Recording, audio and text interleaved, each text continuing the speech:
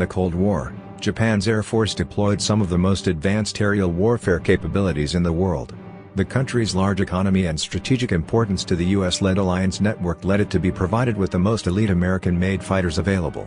While lower-tier US allies such as South Vietnam and the Philippines were provided with lighter second-generation F-5 fighters, Japan was sold large numbers of the heavy F-4 Phantom and was even permitted to jointly produce the fighters domestically.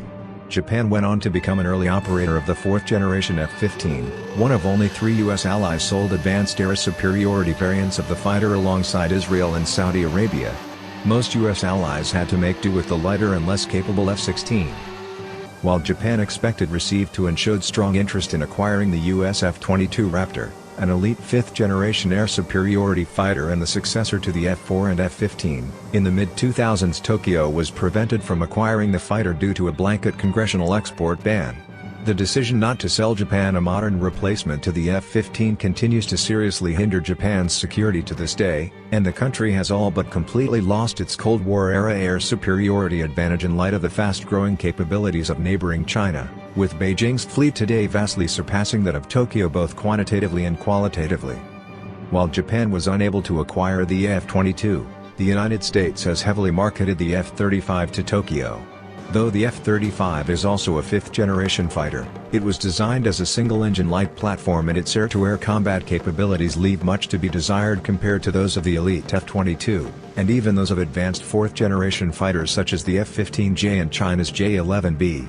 The platform was designed as a lower-cost complement to the Raptor to be widely exported, a successor to the F-5 and F-16 lacking the cutting-edge air-to-air combat capabilities of heavier fighters Japan was able to acquire during the Cold War. While the F-35 retains some radar evading capabilities, its radar cross-section is over 10 times greater than that of the F-22, making it far less survivable, leading some analysts to term it a pseudo-stealthy fighter. The F-35 has less than half the range of the larger F-22 and lacks the Raptor's advanced long-ranged air-to-air missiles, which for an archipelago nation separated from its potential adversaries by vast seas are major shortcomings.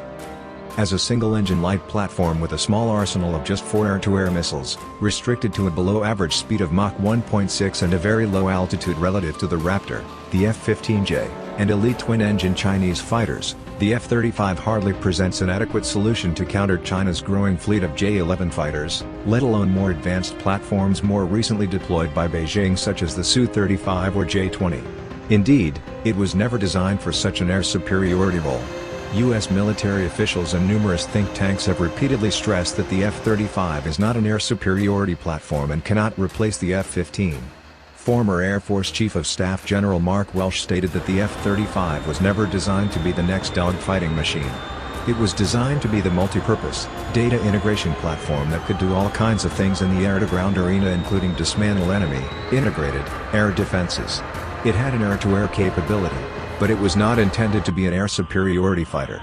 That was the F-22. Air Combat Command Chief General Mike Hostage similarly stated regarding the F-35's lack of air superiority capabilities, "If I do not keep that F-22 fleet viable, the F-35 fleet frankly will be irrelevant." The F-35 is not built as an air superiority platform. It needs the F-22. Stressing the Raptor's importance, Hostage predicted that, while the F-35 was unsuitable for an air superiority role, the F-15 would be obsolete by 2024.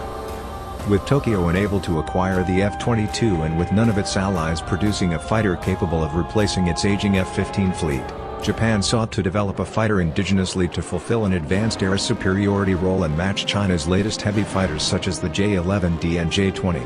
The program, at prototype stages known as the Mitsubishi Shinshin X2, saw the first flight of its technology demonstrator in April 2016 and appeared highly promising. The fighter featured potent active electronically scanned array (AESA) radars, fly-by-wire fire control systems, and several other advanced features. The platform also incorporated three-dimensional thrust vectoring, giving it supermaneuverable capabilities previously found only on the most advanced Russian fighters such as the Su-57. Another outstanding feature under development for the fighter was a self-repairing flight control capability to allow the aircraft to detect failures or damage in its flight control surfaces automatically, and use remaining control surfaces to calibrate accordingly and retain controlled flight. These features are notably absent on the F-22 as well as the Chinese J-20, and could well give the new Japanese fighter the ability to outperform all contenders for air superiority in the Pacific. Another option for Japan to modernize its air superiority capabilities, which Tokyo appears to have been highly receptive to, possibly as a result of difficulties developing its own fighter, is for Lockheed Martin, which developed both the F-22 and the F-35, to produce a new platform specifically for the country's needs. With the F-22 program already halted, Lockheed has recently marketed this new platform as a hybrid of the Raptor and its newer and lighter fighter. A heavy twin-engine variant of the F-35 specialized for air superiority, or alternatively a more modern version of the F-22 which fixes problems with the Raptor's aging computer architecture, remain distinct possibilities. With Japan's F-35 unsuitable for its needs and its F-15 far too old to allow it to retain parity with its neighbors, Tokyo is highly likely to acquire such a fighter from the United States should its Shinshin X2 fail to make progress. A joint venture between Mitsubishi and Lockheed Martin to produce the elite fighter for Japan, much like that which developed the F-2 from the US F-16 with significant Japanese technological inputs in the 1990s, remains a highly feasible alternative which could combine both programs to give Japan a truly lethal next-generation fighter. With the capabilities of China's elite fighters fast growing, and the J-20 threatening to surpass even the F-22 in its sophistication in the near future, such a fighter program is sorely needed by Tokyo.